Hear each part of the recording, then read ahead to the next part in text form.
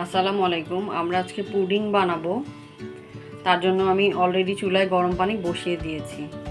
আর পুডিংয়ের তলাটা যাতে দেখতে সুন্দর হয় তার জন্য আমি এখানে যে পাতিলে পুডিং বসাবো সেটাতে ক্যারামেল করে নিয়েছি। চিনি আর পানি দিয়ে একটু চুলার উপরে দিয়ে এমন লাল লাল করে নিয়েছি। তারপর আমি এটার মধ্যে পুডিংয়ের ব্যাটারটা ঢেলে দিব। এই যে আমি আমার পুডিংয়ের ব্যাটারটা যে পাতিলে পুডিং বসাবো ক্যারামেল করা সেই পাতিলে ঢেলে নিয়েছি। এখানে ডিম, দুধ আর চিনি আছে। খুব ভালো করে মিশিয়ে আমি ব্যাটারটা দিয়ে দিলাম পুডিংয়ের পাতিলে। এখন আমি এটা চুলায় বসিয়ে দিব। এই যে চুলায় যে গরম পানিটা আগে থেকে দেওয়া ছিল সেটার উপরে আমি আমার পুডিংয়ের পাতিলের ব্যাটারটা হ্যাঙ্গিং অবস্থায় রেখেছি। নিচে পানি ফুটছে।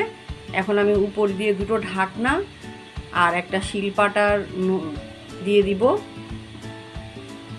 এই যে ঠিক এভাবে করে আমি দুটো ঢাকনা দিয়ে ঢেকে একটা ছোট একটা বড় পাতিলের জন্য একটা ছোট পাতিলের জন্য দিয়ে পরে আমি শিলপাটার নোড়াটা দিয়ে দিলাম যাতে কোনোভাবে ভাপটা বেরিয়ে যেতে না পারে।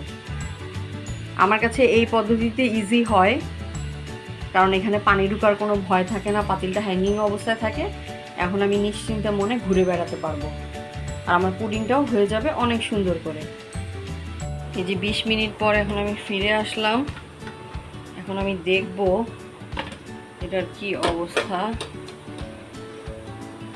আল্লাহ, আজকে পানিটা একটু বেশি দিয়ে ফেলেছি, যার কারণে পানিটা উপরে উঠে আসছে। এখন আমি একটা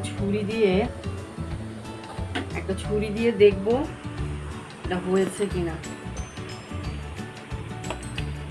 এই যে দেখেন ছুরিটার গায়ে কিছু লেগে নেই, এর মানে পুডিংটা হয়ে গেছে।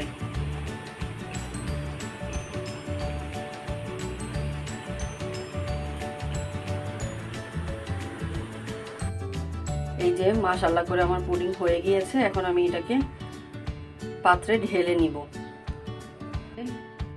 এই হলো আমার পুডিংয়ের ফাইনাল লুক। পিছনে দুটো মাছ খেলা করছে। এই যে আমার পুডিংটা কাটার পরে কি সুন্দর লাগছে, মাশাআল্লাহ।